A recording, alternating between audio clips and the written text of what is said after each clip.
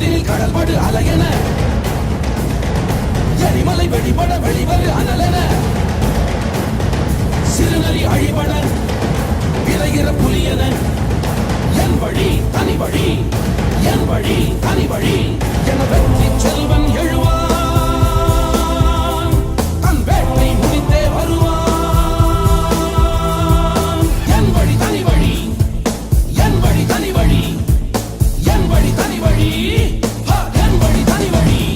என் வழி தனி வழி.